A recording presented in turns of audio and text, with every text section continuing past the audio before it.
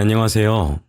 제가 이곳에 이렇게 사연을 올리게 될 줄 몰랐는데 두서없이 쓰는 글이라 재미가 있을지는 모르겠지만 재미있게 들어주시면 감사하겠습니다.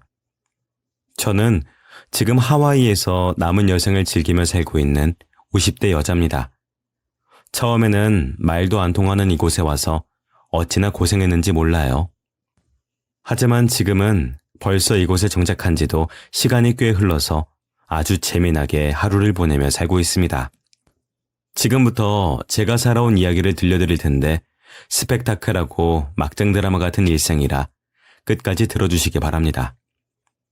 저는 어릴 때 아주 가난하게 자랐습니다. 얼마나 가난했냐면 하루 벌어서 하루를 먹고 살 수도 없을 만큼 가난했습니다. 차라리 보육원 같은 곳에 들어가 밥이라도 배불리 먹으면서 살고 싶다는 마음이 강했죠. 저는 조부모님 손에 자랐습니다. 부모님은 글쎄요, 돌아가셨는지 살아계시는지 아직도 행방을 알 수 없네요. 할머니는 제가 어릴 때 지병으로 돌아가시고 할아버지와 살았지만 할아버지는 저를 양육할 마음이 별로 없으셨습니다. 단지 나라에서 지원받는 생활비 그 몇 푼 때문에 저를 버리지 못하는 그런 분이셨죠. 폐지를 줍고 하루에 몇천 원이라도 벌어오는 날에는 제게 봉지라면 하나를 던져주시고 소주를 사드시던 분이었습니다. 매일같이 술 냄새가 잔뜩 나는 할아버지와 살고 있으니 자연스럽게 제게는 친구 하나 없었습니다. 오죽하면 저한테서 술 냄새가 난다며 친구들이 피할 정도였어요. 그래도 기초생활수급자라 나라에서 가끔 주는 쌀로 근근히 버티면서 살 수는 있었죠. 저는 이렇게 살다가는 죽도 밥도 안 되겠다 싶어 중학교를 채 졸업하지 못하고 학교를 그만두게 되었습니다. 기술이라도 배워서 어떻게든 먹고 살아야겠다는 일념 하나뿐이었죠. 저는 미용실에 들어가 머리카락을 줍는 일부터 차근차근 일이라는 걸 배워나가기 시작했습니다. 청소로 시작한 월급 50만 원도 안 되는 자리에서 어느 순간 노력을 인정받아 샴푸도 배우고 가위도 들 수 있게 되었습니다. 참 직업도 잘 선택했는지 제가 손재주가 꽤 많더라고요. 가위질을 척척 해내니 소문에 소문을 타서 고정 손님도 꽤 많아지고 그렇게 몇 번의 미용실을 옮긴 다음에 저는 청담동에서 잘 나가는 헤어 디자이너가 될 수 있었습니다.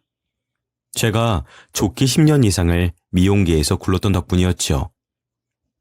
헤어 디자이너 명함을 달고 큰 샵에 부원장까지 달고 나서는 정말 손님이 쉴 새 없이 돈을 가져다 주었습니다. 유명한 기업 사모님부터 시작해서 연예인들 머리도 만지기 시작했어요. 펌 하나 하는데 3만 원이었던 가게에서 60만 원씩 하는 머리도 턱턱 결제하는 가게까지 업그레이드 되는 동안 제가 얼마나 고생을 했던지 손성할 날 없었던 날들이 막 떠오르네요. 저는 제 샵에 꾸준히 드나들던 남자 손님 한 분과 연애를 하게 되었죠. 가격이 비싸 자주 오던 손님은 아니었지만 저와 스파크가 딱 튀었다고나 할까요? 저도 손님을 자주 보기 위해 커트값도 파격 할인해주고 예약 관련해서 연락을 시작해서 사적인 이야기까지 두런두런 나누는 사이가 되었죠. 저는 이미 헤어 디자이너로 자리를 잡은 이후부터는 돈을 어마어마하게 벌고 있었기 때문에 남자친구의 주머니 사정은 별로 신경 쓰지 않게 되었죠. 그러다가 저희 할아버지께서 돌아가셨다는 소식을 듣고 장례를 치르면서 우리 둘의 사이는 더욱 돈독해졌어요. 힘든 주머니 사정에도 부조를 크게 내고 화환도 보내고 뿐만 아니라 저 혼자 장례를 치러야 했기 때문에 나서서 일도 다 도와주고 했죠. 저한테 해준 거 하나 없는 할아버지였지만 그래도 하나뿐인 가족이었다고 마음이 꽤 쓰이더라고요. 장례가 끝난 뒤 저희는 연인 사이가 되었고 저는 그 즈음에 다니던 샵을 나와 제 이름을 달고 청담동에 미용실을 열었습니다. 헤어는 물론이고 메이크업의 관리까지 완벽하게 할 수 있는 멀티샵이었는데 머리를 하면서 네일 아트도 하고 피부 관리도 받을 수 있다는 게 사모님들의 구미에 담겼는지 손님이 늘 가득했습니다. 덕분에 저는 투자 비용도 모조리 뽑고 돈방석에 앉게 되었어요. 오로지 제 능력 하나로 일궈낸 성과였습니다. 남자친구는 제가 필요한 걸 하나둘 사주다 보니 허세가 조금 늘어난 기분이었지만 그 모습조차도 귀여웠습니다. 차 한 대 뽑아달라길래 제 차를 타고 다니라고 차키를 주니 삐진 척 입을 쭉 내미는 모습도 귀여웠지요. 화가 났다가도 잘생긴 얼굴을 보면 화가 풀린다고 하잖아요. 딱 그 말이 정답이더라고요. 남자친구는 집에 있는 게 답답하다면서 저희 집에 와서 지내기 시작했어요. 본인 부모님은 너무 세상 물정 모르고 사는 것 같다면서 제게 신세한탄을 하기도 했죠. 저는 지쳐있는 남자친구를 보며 마음이 아팠습니다. 그래서 용돈도 쥐어주고 사달라는 명품들도 사주면서 마음의 상처를 치유시켜주고 싶어 했죠. 그렇게 같이 지내는 시간이 늘고 제가 일하고 오면 힘들까봐 미리 청소도 밥도 빨래도 해놓는 남편을 보면서 이 사람이랑 결혼해도 되겠다 싶더라고요. 어차피 돈은 제가 벌면 되고 지금처럼 남편이 가사 일을 해주면 좋겠다는 생각이 들었어요. 남자친구에게 제가 반지를 주면서 프로포즈를 하니 엄청 놀라하면서도 자기가 프로포즈하고 싶었다고 입을 삐쭉 내밀더라고요. 저희는 그닥 어려움 없이 결혼까지 꼴이나게 되었습니다. 어차피 제가 살고 있던 집에 남편이 몸만 들어오면 되는 거였고 저는 부모님이 없었기 때문에 상견례 자리도 딱히 없어도 된다고 하셨고요. 그래도 며느리가 돈을 좀 잘 번다고 하니 다행이구나. 우리가 몇 년 전에 퇴직금까지 탈탈 털어서 부동산을 하나 사둔 게 있는데 그게 글쎄 그린벨트에 엮인 땅이지 뭐니. 그래서 우리가 너희에게 지원해 줄 수 있는 게 아무것도 없어서 그 너네 살림도 신경 안 쓸 테니 서로 쌤쌤인 걸로 치자. 시어머니는 쿨하게 말하셨고 정말 행동도 쿨하게 하셨습니다. 바깥일 하느라 바쁜 며느리에게 명절이나 김장 같은 큰일에 수고스럽게 왔다 갔다 할 필요 없다면서 부르지도 않으셨고요. 남편 생일 때나 밥이나 한 끼 먹자고 하셔서 저는 오히려 너무나도 편하고 좋았습니다. 그래도 나 하나 보고 집에서 귀찮은 집안일까지 다 하고 있는 남편이 기특해서 어렵다는 시댁 살림에 도움이 되고자 용돈은 넉넉하게 드렸습니다. 혹시라도 몸이 허하실까봐 기력이 충전되는 보약들도 여러 채 해드리고 틈이 나면 강남 유명한 갈비집에 가서 고기도 구워 먹고 했죠. 우리 며느리가 아주 복덩이야. 내가 우리 며느리 들어온 이후에 아주 호강하고 있어. 매번 이렇게 비싼 고기에 해산물에 아주 먹고 죽은 귀신이 때깔도 곱다더니만. 항상 호탕하게 웃으면서 저를 치켜 세워주는 시댁 어르신들의 제 어깨도 한껏 치솟았죠. 글쎄 그러면 안 됐는데 저도 너무 신이 나니까 용돈을 더 올려드리고 더 비싸고 좋은 것들로만 사드렸습니다. 하지만 그만큼 말이라도 저를 너무 예뻐해 주시니까 당연히 이런 삶이 최고의 삶인 줄 알고 살았죠. 아침부터 헤어 일정이 잡혀 있어서 일찌감치 출근을 하는데 그 시간엔 잘 일어나지도 않는 남편이 눈을 번쩍 뜨더니 어디론가 전화를 막 하더라고요. 시어머니랑 통화를 하는지 엄마 엄마 하고 부르는데 아주 난리 부르스가 났더라고요. 궁금했지만 일단 출근을 해야 돼서 저는 서둘러서 움직였습니다. 한참 운전을 하고 있는데 남편이 전화를 해서는 계속 대박이야 대박이야 하고 외치더라고요. 무슨 일인데 그렇게 대박이야? 우리 왜 사기받은 땅 있잖아. 퇴직금 탈탈 털어서 웃돈 주고 샀던 그 땅, 어? 그랜벨트 엮인 거기? 무슨 고속도로 옆이라고 하지 않았나? 맞아, 그 땅. 거기 개발 제한이 풀려서 그린벨트 해제됐대. 지금 땅 시세가 우리가 샀던 것보다 몇 배로 뛰고 있대. 어머, 잘됐다. 거기 땅 엄청 많이 사뒀다고 안 했어? 맞아. 우리 부모님 이제 인생 편하게 사시겠다. 엄청나겠다. 남편은 어린아이처럼 신이 났더라고요. 저도 이제 그 땅이 처분이 되면 시부모님과 함께 여행이라도 다니면서 일 안 하고 살 수 있을까 잠깐 행복회로를 돌리기도 했습니다. 그 땅을 팔으라고 엄청나게 연락이 오는지 남편과 시부모님 휴대폰에도 불이 난다고 했어요. 저는 온 가족이 행복해하면서 돈이 생기면 집을 사야지, 차를 바꿔야지, 해외여행을 가야지 하는 이야기들을 즐겁게 듣고 있었어요. 어차피 우리는 한 가족이고 그 계획 안에 저도 포함이라고 생각을 했으니까요. 몇 개월이 지나고 한참 고르고 고르던 시부모님께서 드디어 땅을 처분하셨다고 했습니다. 시세보다 훨씬 웃돈을 주고 팔았다고 했고 이미 뉴스에 기사에 난리가 났던 땅이라 시세가 얼마인지 최근 거래 기록이 어떤지 검색만 해보면 다 나오더라고요. 저는 도대체 얼마나 받으셨나 싶어 인터넷에 검색을 해보았고 최근 거래 기록에서 시부모님이 땅을 얼마에 거래를 하셨는지 볼 수 있었습니다. 약 100억이 조금 넘는 돈을 받고 파셨더라고요.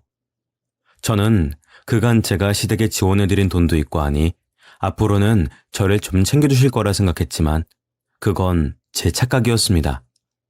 돈이 생기자 처음에는 저와 함께 쇼핑을 가자고 하시더니 저한테 고작 립스틱 하나 사주시고는 너무 잘 어울린다고 칭찬을 하더라고요. 그러면서 시어머니는 명품 브랜드에서 옷이며 가방이며 척척 사시고요.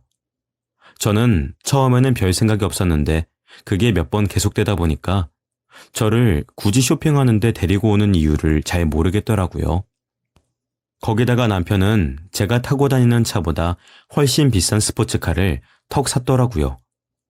드라이빙 시켜줄게 하더니 내가 한번 몰아보고 싶다니까 절대 안 된다면서 스페어키까지 꽁꽁 숨겨두고요. 저는 뭐 돈이 남아 돌아서 여태 제 차를 빌려주고 했겠어요? 다 애정이 있고 사랑하니까 했던 행동인데 치사하게 나오니까 저도 치사해지더라고요. 시댁에서 집을 샀다면서 한강뷰가 보이는 아파트에 입주를 딱 했을 때 저는 느꼈습니다. 내가 앞만 아둥바둥 이쁨 받으려고 애를 써봐야 내 몫은 없겠구나 하는 그런 마음이요. 제가 웃으면서 넌지시 찔러봤는데 오히려 저를 도둑년 취급을 하더라고요. 어머니, 한강뷰 아파트 너무 좋으시겠어요. 저도 여기서 출퇴근하면 샵도 가깝고 좋을 것 같은데. 그래? 그럼 너도 하나 사. 근데 여기 시세가 많이 올라서 돈이 되려나? 거기서 버는 걸로 모아서 언제 사겠어? 어머님이 저희도 하나 사주시면 되죠. 어머 얘, 너 왜 이렇게 염치 없는 애가 됐니? 우리가 돈이 어디 있어서 너네 집을 사줘? 저는 그 말을 듣자마자 어머니 100억 넘게 버셨잖아요 라고 소리를 칠 뻔했습니다. 아직까지 시댁에서 저에게 얼마에 팔았는지 말을 안 해줬기 때문에 당연히 제가 모르는 줄 아는 것 같았습니다. 저는 그간 매달 용돈도 300만 원씩 드리고 명품에 차에 전셋값 지원한 걸 생각하니 돈이 너무 아깝더라고요. 그날 저녁에 갈비를 먹으러 갔을 때 제 기분이 제일 심하게 상했죠. 누가 봐도 명품 로고가 떡하니 박힌 옷들을 차려입고 명품 가방에 스포츠카를 타고서 갈비집까지 가서 배불리 밥을 다 먹고는 저보고 계산을 하라고 하더라고요. 그렇게 큰 돈을 가지고 있음에도 불구하고 저보고 밥을 사라고 하는 모습이 너무 쪼잔하고 치사하게 느껴졌습니다. 자기야, 자기가 한턱 쏴. 자기 이제 스포츠카도 끌고 다니잖아. 내가 돈이 어딨어. 다 엄마 아빠가 사주시는 거지. 자기야, 왜 이렇게 사람이 치사하게 굴어? 우리 집에 돈 쓰는 게 싫어? 오히려 저보고 치사하다고 말하는 남편의 주둥아리를 콱 쥐어받고 싶었지만 참았죠. 그날 결국 저녁값은 제가 계산했습니다. 잘 먹었다며 이쑤시개로 이를 쑤시면서 외제차에 올라타는 시부모님이 어찌나 꼴불견이던지 저는 점점 정이 떨어지기 시작했어요. 사람이 정이 떨어지니까 그들에게 쓰는 10원짜리 한 개도 아까워지는 그 마음 다들 공감하시죠? 저는 그래서 그 다음 날부터 바로 용돈을 드리지 않았습니다. 매달 10일에 직원들 월급을 주면서 시댁에도 용돈을 드렸었는데 용돈을 드리지 않자 득달같이 전화가 오더라고요. 일이 바쁘다는 핑계로 전화를 한 통도 받지 않았습니다. 그날 저녁 일을 마치고 집에 가니까 시부모님과 남편이 집에서 절 기다리고 있더라고요. 얘 며느리야, 까먹은 것 같아서 내가 찾아왔다. 이 늙은이를 여기까지 오게 만들고 너도 참. 이 병원에서 검사라도 해봐야 되는 거 아니냐? 아니, 오늘 원래 우리 그 300만 원 입금해주는 날인데 돈이 안 들어왔더구나. 지금 보내라. 저한테 돈 맡겨두셨어요? 제가 이제 용돈 안 드려도 두 분 살만하시잖아요. 제 돈으로 외제차를 산 것도 아니고 제 돈으로 한강뷰 아파트를 사신 것도 아닌데? 어머머, 이 기집애 말하는 것 좀 봐. 기집애요? 그래, 기집애야. 배은망덕한 년 같으니라고. 우리가 부모도 없는 거 이쁘다 이쁘다 해줬더니 돈으로 우릴 무시해? 제가 언제 무시를 했다고 그러세요? 배은망덕하다니요. 제가 여태 용돈을 드렸던 건 조금이라도 편하게 지내시라고 드렸던 거고요. 그러면 앞으로는 불편하게 살라고 돈은 안 주겠다는 거야? 제 말에 곡해하지 말고 들으세요. 이제 두 분 부동산도 정리되고 저보다도 훨씬 부자신데 저한테 오히려 용돈도 주고 하셔야 되는 거 아니에요? 너네 부모한테 가서 돈 달라고 해야지. 왜 우리한테 와서 그러니? 정말 어이가 없어서 300만 원 입금해. 부모도 없는 거 이쁘다 이쁘다 해주면서 데리고 왔더니 은혜도 갚을 줄 모르는 기집년 같으니라고. 그 말을 뒤로 두 분은 씩씩거리면서 집을 떠나셨죠. 저는 정말 일말의 정도 안 남을 정도로 화가 났어요. 눈을 부릅뜨고 남편에게 한 소리 하려고 하는데 지가 뭘 잘했다고 선수를 치던지. 너 우리 부모님한테 그게 도대체 무슨 말버릇이야? 우리 엄마 아빠가 뭘 잘못한 게 있다고 그런 식으로 말을 하고 사람을 깔봐? 네가 돈 벌어오면 다야? 네가 그렇게 잘났어? 나 너한테 진짜 정 다 털린다. 재수없다 너. 내가 뭘 잘못한 게 있다고 그래? 내가 언제 너네 부모님을 깔봤어? 100억이 넘는 돈을 받고 땅을 팔았으면 몇 년 동안 꼬박꼬박 생활비 드리고 전세자금 도와드리고 한 나한테 일정 금액은 떼줘야 되는 거 아니야? 남이라도 그렇게 안 하겠다. 돈을 너한테 왜 주냐?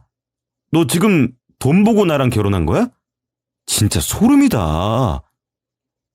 무슨 말도 안 되는 소리를 하고 있어. 내가 돈 보고 너랑 결혼을 해? 너 돈 얼마 들고 왔는데? 네가 결혼할 때 이 집에 이불이라도 한 짝 사왔어?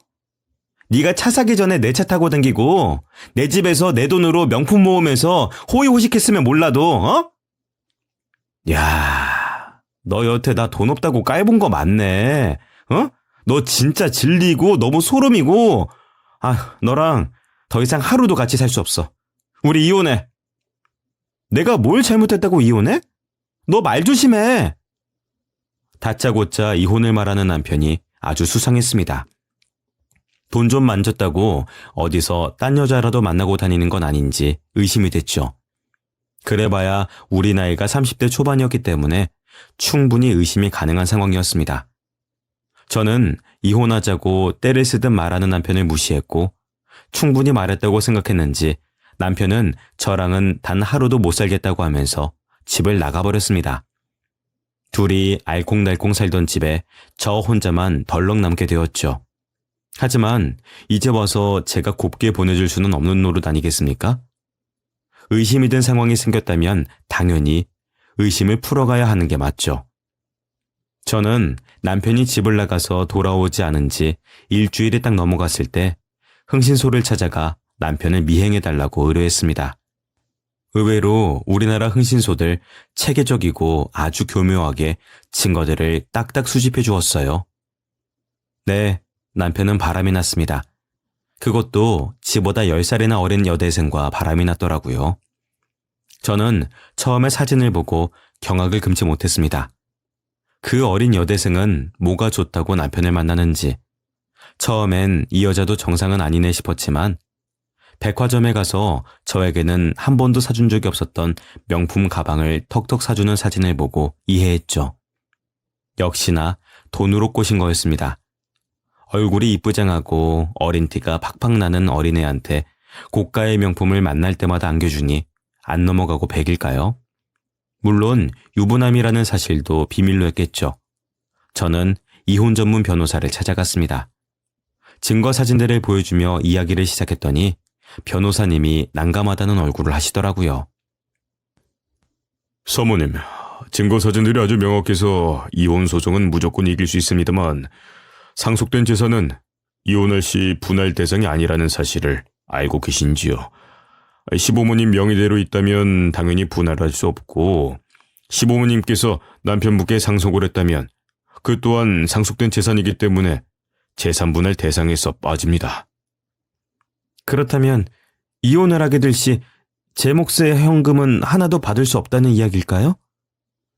아무래도 귀책 사유가 상대방에게 있기 때문에 위자료와 상간녀 소송을 통한 일정 금액은 받으실 수 있겠지만 그 돈이 몇십억이 될 수는 없죠. 지금 아무래도 경제 활동을 활발하게 하고 있기 때문에 이 부분에 있어서는 금전적으로 큰 금액을 받기는 어려우실 겁니다. 저는 하늘이 무너지는 기분이 들었습니다. 100억대의 자산을 가진 시댁인데 귀책 사유 또한 남편에게 있다는데도 법이라는 게 뭔지 그 돈을 한 푼도 받을 수 없다는 게 너무 열이 받았습니다. 저는 변호사님께 현실적으로 어떻게 해야 가장 현명하고 상대방이 열받을 수 있을지를 물어보았죠. 제가 굳이 추천드리는 방법은 아니지만 일부에서는 일부러 이혼 소송을 받아주지 않는 경우도 있습니다. 어차피 받을 위자료가 많지 않고 굳이 그 돈이 당장 필요한 경우가 아니라면 말이죠. 상대방의 귀책이기 때문에 남편분은 사모님께 소송을 제기할 수 없습니다. 그러니까 결국 누구를 만나든 만나는 여자는 상간녀가 되는 거죠. 일부에선 이걸 복수라고 생각하고 끝까지 이혼하지 않으시는 분들도 계십니다. 저는 변호사님의 말에 유레카를 맞은 듯 했어요. 어떻게든 어린애와 살고 싶어 저보고 이혼을 종용하는 남편에게 최고의 복수가 될 수 있지 않겠어요? 어차피 제가 한 달에 버는 돈만 해도 어마무시한데 굳이 위자료 몇 푼에 남편이 원하는 대로 해주기는 제가 너무 화가 났거든요. 집에도 안 들어오겠다. 나가서 뭘 하든 말든 호적 정리만 안 해주면 만나는 여자마다 죄다 상간녀가 된다니 이보다 더 사이다일 순 없겠다 하는 생각이 들었죠. 어차피 저는 아이도 없고 눈치 볼 가족들도 존재하지 않으니까요. 그래서 저는 이혼하자고 이혼 서류를 집으로 보내는 남편에게 절대 이혼은 하지 않겠다며 서류를 박박 찢어버렸습니다. 그러자 나중에는 시댁에서도 저에게 연락이 오더라고요. 예, 너는 네 남편이 바람이 났다는데도 무슨 고집으로 이혼도 안 하고 뻐긴다니? 너 중학교 졸업도 못했잖아. 우리 아들이 요즘 만나는 여자가 무려 땡땡 대학교에 다니는 여자란다. 우리나라에서 손꼽히는 명문대 아니겠니? 아무래도 2세는 낳아야 되는데 중졸인 엄마보다야 똑똑한 엄마가 낫지 않겠어? 그래야 우리 집안에 명예도 살고 하지 않겠냐고. 하루라도 빨리 이혼을 해줘야 우리 아들이 저 여자를 놓치지 않지. 너처럼 다 늙고 그런 여자보다 어리고 젊고 예쁜 애가 훨씬 좋지 않겠니? 어쩜 그렇게 애가 이기적일 수가 있어? 저는 증거까지 하나하나 남겨주는 멍청한 시댁에게 오히려 고마웠죠. 저 같으면 조용히 딴 여자들 만나면서 살 텐데 왜 굳이 저에게 상간녀 이야기를 해대면서 저를 자극하고 이혼에 목숨을 거는지 상간녀가 직접 찾아오기 전까지는 몰랐습니다. 그날도 열심히 샵에서 사모님들 머리를 만져주면서 이런저런 이야기를 나누고 있는데 스테파나가 저를 부르더라고요. 원장님, 손님도 아니고 예약도 안 하신 분인데 꼭 만나야 한다면서 찾아오셨어요. 저쪽 대기실에서 기다리시겠다고 하는데 어떻게 할까요? 저는 대기실 쪽으로 고개를 휙 돌렸습니다. 멀리서 봐도 누군지 한눈에 알아볼 수 있었죠. 바로 남편과 바람이 났다는 그 여대생이었습니다. 굳이 일하는 직장까지 찾아와서 저를 만나겠다고 하는 그 여자의 머릿속이 참 궁금했어요. 제가 어떻게 행동을 해야 더 엿을 먹일 수 있는 행동인가 생각하느라 정신이 없었죠. 사모님의 머리가 끝난 뒤 저는 원장실에 최대한 당당한 발걸음으로 들어갔습니다. 명문대에 다닌다고 들었는데 남의 직장까지 찾아와서 상간녀임을 밝히는 거 보면은 그닥 똑똑한 것도 아닌 것 같네? 왜 이혼 안 해주세요? 제가 누군지도 알고 저랑 오빠랑 어떤 사이인지도 다 알면서요? 정말 머리에 든 게 없나? 내가 왜 이혼을 안 해주는지 모르겠어? 네가 이렇게까지 안달이 나서 나한테 찾아오는데 내가 누구 좋아라고 이혼을 해주니? 오빠랑 저 진짜 서로 사랑해요. 저도 제가 불륜을 저지르고 있다는 거 알지만 사랑과 재채기는 숨길 수 없다고 하잖아요. 그리고 저 임신했어요. 당연히 오빠 아이고 오빠랑 같이 산부인과도 다녀요. 아이 호적에 올리려면 이혼부터 마무리 지어야 한다고 하더라고요. 어머, 임신했니? 정말 축하한다. 그 모질이랑 어떻게 아이도 가지고 했네? 정말로 너무너무 축하하고 출산 잘하고 아이도 예쁘게 키우렴? 하지만 난 이혼은 안 해줄 거란다. 아빠 없는 아이로 어디 한번 잘 키워봐. 임신까지 했다니 이보다 더 경사일 수 있겠어요? 이로써 혼외자식으로 대한민국에서 아이를 키우게 되겠다 하면서 저는 통쾌함에 눈물까지 다 나올 것 같았습니다.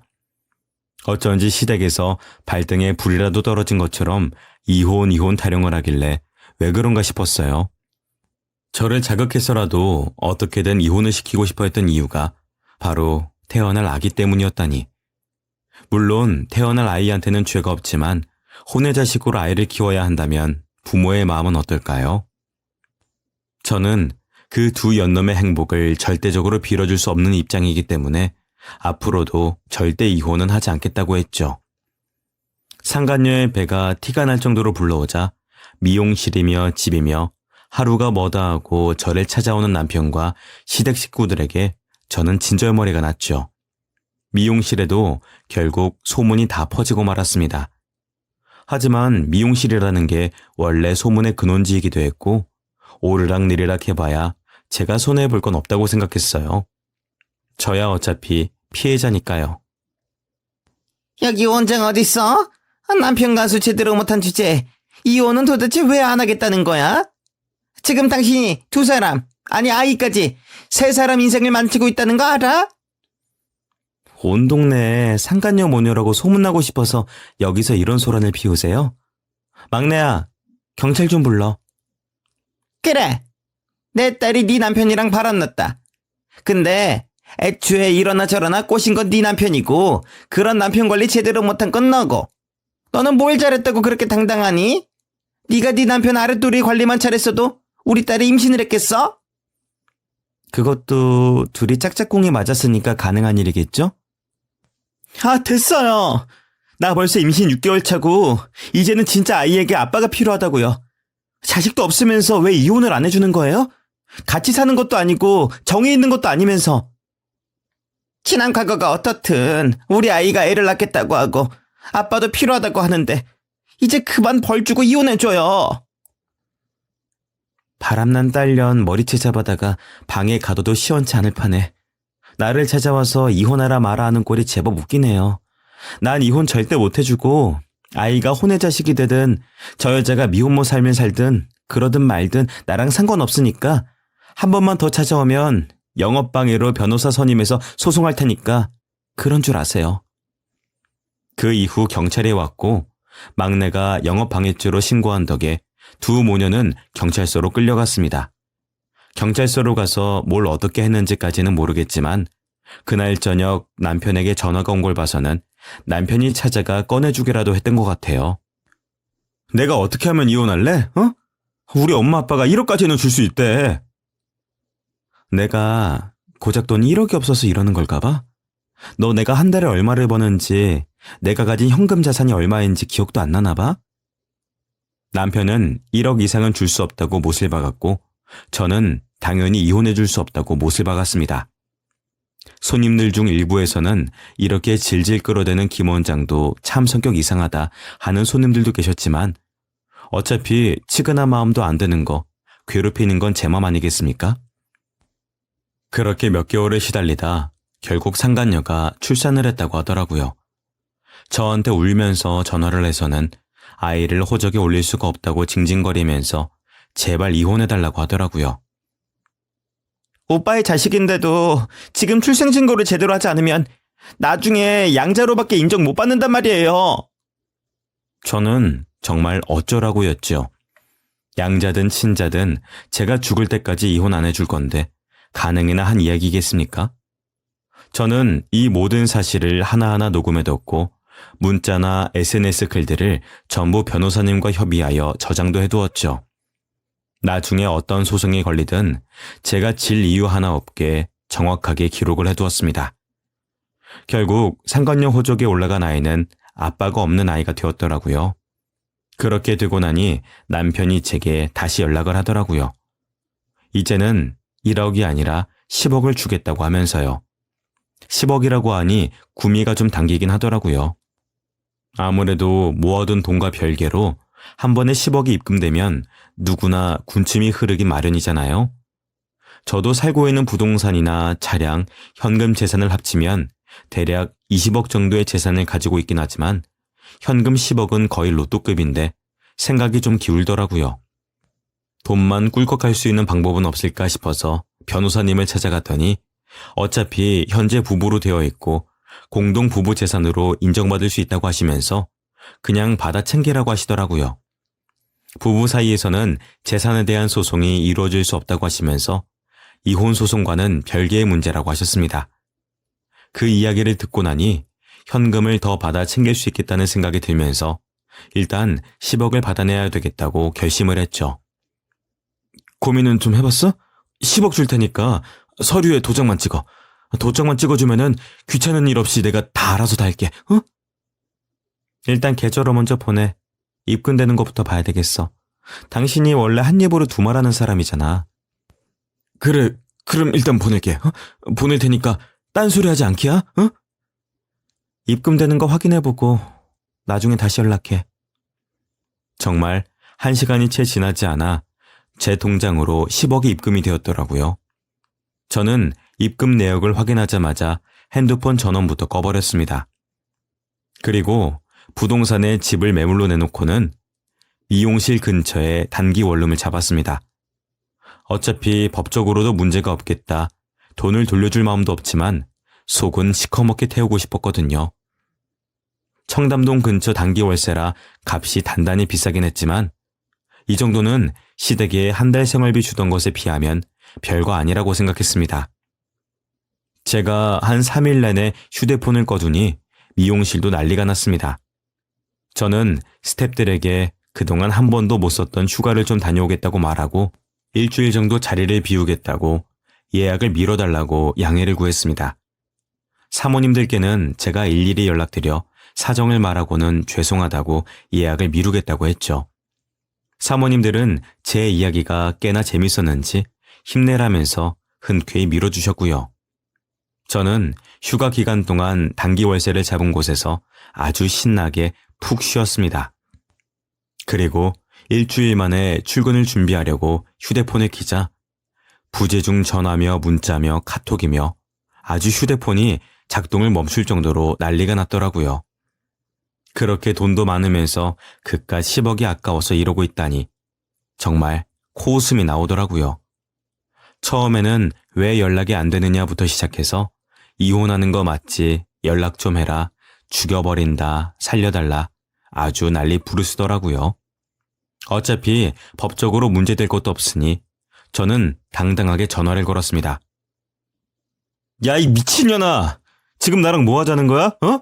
돈 먹고 튀는 거야? 너 내가 고소할 거야, 어? 해봐. 내가 믿는 거 없이 그런 짓을 벌였겠어? 법적으로 아무 문제가 없다고 했으니까 했지. 이 능구렁이 같은 년이 지금 내 새끼를 호적에 올리지도 못하는데, 어? 너까지 나한테 왜 이렇게 구질구질하게 굴어, 어? 할 말 다 했어? 나 이제 출근해야 되니까 전화 끊자. 너 이 죽일년! 내가 너 찾아가서 죽여버릴 거야. 어? 아주 숨도 못 쉬게 만들어버릴 거야. 내 돈 내놔! 수화기 너머로 소리를 지르는 시어머니 목소리가 들렸고 곧이어 출근한다니까 미용실로 가자는 남편의 목소리가 들리면서 전화가 끊겼습니다. 오늘 하루 아예 미용실 문을 닫아야 하나 고민했지만 그래도 예약된 손님들에게 더 이상 피해를 끼칠 수가 없어서 출근을 감행했죠. 아무래도 미용실 같은 곳은 예약을 성실하게 관리를 해야 손님들이 끊이지 않거든요. 저는 언제 찾아오려나 신경을 곤두세우면서 막내에게 우리 시댁 식구들이 오거든 주저하지 말고 바로 경찰을 부르라고 일러두었습니다. 하지만 출근한 지 1시간이 지나고 2시간이 지나고 나타나질 않더라고요.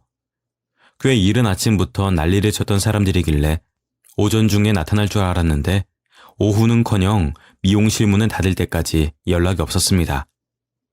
그래서 저는 원룸이 아닌 제가 원래 내놓았던 저희 원래의 집으로 퇴근을 했습니다.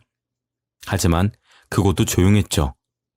이렇게까지 조용히 있을 사람들이 아닌데 이상하다 싶었지만 저는 내일을 준비하기 위해서 씻고 잠자리에 들었습니다.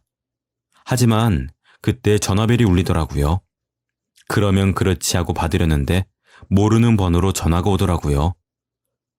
이지훈 씨 보호자분 되실까요? 여기 땡땡병원 응급실입니다. 이지훈 씨와 이지훈 씨 부모님 두 분 다 사고를 당하셔서 영안실에 안치해드렸습니다. 보호자분께서 인계를 하셔야 장례 절차가 가능하셔서 연락드렸습니다. 지금 병원으로 내원해 주셔야 될 것 같습니다.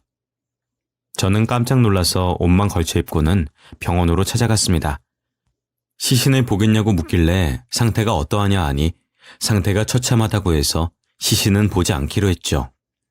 경찰이 찾아와 사건의 경위를 알려주는데 이른 오전에 세 사람이 탄 스포츠카가 하필이면 음주운전 차량과 크게 부딪혀 사고가 났다고 했습니다. 스포츠카가 일반 차량보다 속도가 높고 차체가 더 낮아서 사고가 날 시 목숨에 더 위험하다고 하더라고요. 운전자인 남편은 현장에서 즉사, 조수석에 타 있던 시아버지도 즉사, 뒷자리에 타고 있던 시몬은 병원에 이송될 때까지만 해도 숨이 붙어 있었으나 갈비뼈가 폐를 찌르면서 쇼크사했다고 했습니다. 저는 어안이 벙벙했습니다. 비록 남보다 못한 사이지만 호적상 제가 유일하게 남은 가족이라 제가 처리해야 한다고 하더라고요. 귀찮은 일을 떠맡게 되었구나 싶었던 순간 경찰이 저에게 재산 상속에 대해서 말문을 트더라고요. 현재 유일한 가족분이시고 만약 이분들에게 빚이라도 있다면 상속 포기 절차는 3개월 이내에 밟으셔야 될 겁니다. 몰라서 떠안는 분들도 계셔서 미리 언질 드려요. 저는 그 순간 번뜩 눈이 떠졌죠. 병원에서 장례는 어떻게 치를 것이냐 하여 2일장으로 치르겠다 하니 의아해 하셨습니다. 오늘 이미 시신이 안치되었기에 2일장이면 바로 내일 발인을 해야 됐거든요. 저는 빠르게 화장터까지 연기해달라고 부탁을 드린 뒤 아주 조촐하고 빠르게 장례를 치렀고 아침 일찍 발인을 하여 화장까지 마쳤습니다. 뼈가루가 되어버린 전남편과 시부모를 대충 보이는 하천에 뿌려버렸죠. 그리고 나서는 자연스럽게 모든 재산을 제가 상속받게 되었습니다. 시부모가 남편에게 아이가 생기자 모든 재산을 미리 상속해 두었었나 봅니다. 남편의 재산이므로 당연히 부부인 저에게로 모든 재산이 넘어오게 되었습니다. 집부터 현금, 차량, 거의 100억 원대의 재산 모든 것이 전부 다요.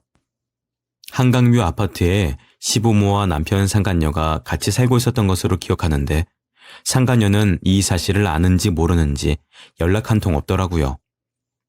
그날 저녁 바로 한강뷰 아파트를 시세보다 조금 저렴하게 내놓았더니 부동산을 통해서 사실을 알았는지 상간녀가 제게 전화를 했습니다. 왜? 나한테 오빠의 아이가 있는데 우리 아이가 버젓이 살아있는데 당신이 모든 재산을 들고 가요? 그 혼외 자식이 법적으로 내 남편과 연결된 것이 하나도 없잖아. 유전자 검사하겠어요. 우리 오빠 아이인 거 밝혀서 내 아이의 재산을 소송을 통해서라도 받아내겠어요. 하지만 저도 가만히 있진 않았잖아요. 이미 모든 시신을 다 화장해버린 탓에 아이가 제 남편의 아이라는 유전자 검사도 할 수 없었죠. 저는 상간녀를 내쫓고 집을 팔아버렸습니다. 바보 같은 상간녀는 쫓겨나는 동안에도 남편의 짐을 하나도 챙기지 않더라고요. 저는 남편과 관련된 모든 것을 태워 일말의 증거도 남기지 않았습니다. 제가 잘못했어요. 제가 남의 남자 욕심부려서 이렇게 된 거예요. 하지만 저희 아이는 아무런 잘못이 없어요. 돈 욕심 많이 안 부릴게요. 조금만 나눠주시면 저희 아이 키울 수 있는 양육비라도 주시면. 상간녀는 제게 울면서 빌었지만 저는 수신을 차단해버렸습니다.